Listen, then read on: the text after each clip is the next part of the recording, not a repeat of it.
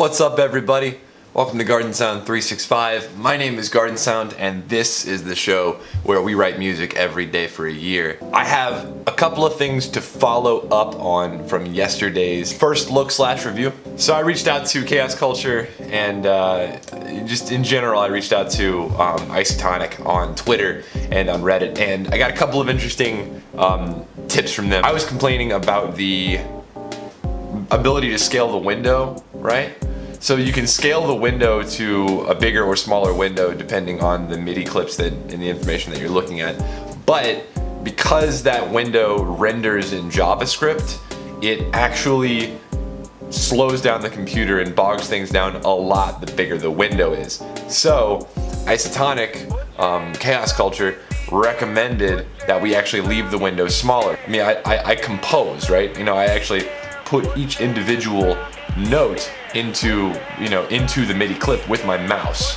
I don't actually, do any generative work, where I get MIDI from other sources. And I think that's what this particular plugin is really built to do, because there are MIDI modulators built into the plugin that will create chords in different tunings and allow you to quantize things differently depending on the style you're going for. So yeah, you can scale the window down a little bit to get better performance, and they also recommended that I turn the playhead off. And again, that's not going to work for me because I rely pretty heavily on the playhead to quickly understand where I'm looking at in the clip. Is this something I'm going to continue to use? No. Is this something I could see other people using? Yes. And now that I understand sort of what it's designed to do, I would like to revise my initial review, all right? So at the end of yesterday's episode, I said, no, I wouldn't recommend it.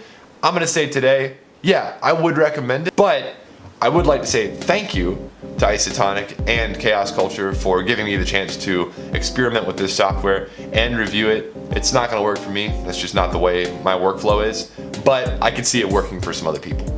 I'm going to put a link to that software where you can go purchase it. It's a very reasonably priced piece of software, so that's another reason that I can give it a thumbs up, is that it's not like $100, right? It's, a very reasonably priced piece of software. It does some cool stuff. Definitely go check it out. I'm going to leave a link to that in the description down below. And I will say this, the guys at Isotonik, the guys at Chaos Culture have been extremely nice. And they've been able to get back to me real quick on questions. So thank you to them. So if you do download this and you have questions, you don't have to worry about not hearing back from them. It's not like Native Instruments support. Okay, what are we doing now? We need to talk about what I'm doing coming up here. So the calendar is a bit nuts. In fact, tomorrow morning, I'm gonna be leaving Atlanta and going to Charleston for a few days. Why I'm in Charleston, I can't really say. You'll find out on Sunday, okay? But because I'm having to go to Charleston, I had to pre-record Friday's episode and Saturday's episode. But I've written music for both of those episodes, and they are already uploaded to YouTube, and they'll be published at my normal time. So you can expect to see Friday and Saturday's videos on time, 4:30, full studio quality, even though I myself will be in Charleston filming something else. On the 9th of April, for those of you who haven't heard about this yet, I'm gonna be touring with Mr. Bill. He's a really, really cool electronic artist. I'm gonna put links to his profile in the description down below, because I'm talking about him. I'm gonna be touring and following him around with the camera and being his official tour vlogger. Two things about that are important to note. One, I'm going to continue to make my daily content, my daily videos. So while I'm touring, I'm also going to be filming my show, and I'm also going to be making music for my show. And I'll be also making 2 or 3 videos for Bill's channel. If you haven't subscribed to his channel, that's the link in the description below.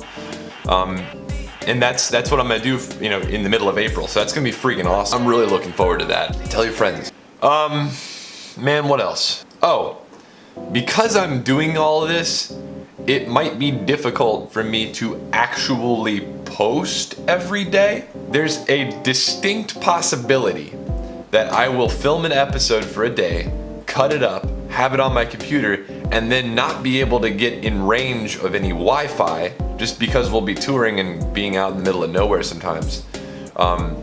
If that happens, I promise that I'm going to make an episode every day. I promise that. I will write a song every day. It's too late in the project for me to go against my word, okay? But I might not be able to post it until the next day. So for instance, if I make an episode on a Thursday and I don't have Wi-Fi on Thursday night, Thursday might come and go without an episode, but on Friday, when I do have Wi-Fi, I'll be able to post both episodes. I'm not gonna be like Casey Neistat, and if I don't have Wi-Fi, just not make and post an episode, and then the next day post an episode as if nothing happened the previous day. He did that all the time during his vlog. It pissed me off. I will make the content, I just might not be able to post it every day. This opportunity came to me, and I can't say no to this opportunity. It's such a huge and awesome opportunity. I'm so enthusiastic. I have new gear to try out. There's a distinct possibility that I might be collaborating on an episode or two with Bill. I'm neither confirming or denying that.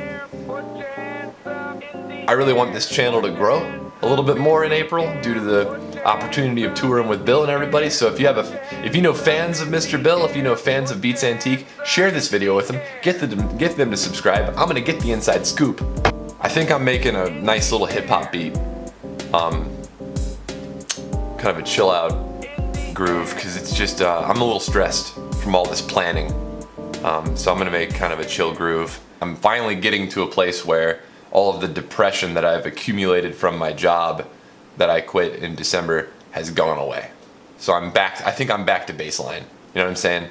All of the hating myself and depression that I felt from participating in a corporation for so many years has gone away.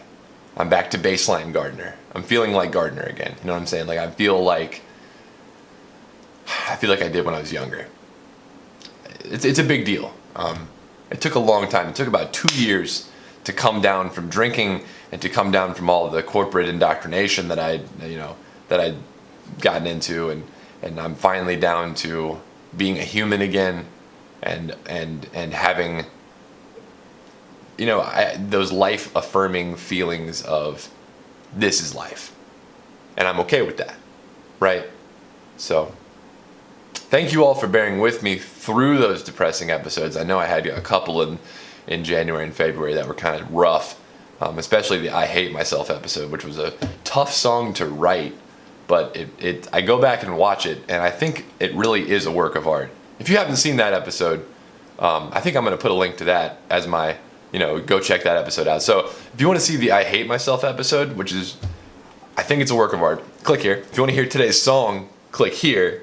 If you'd like to subscribe to me, click over here. And if you want to support me on Patreon, click over here. See y'all tomorrow.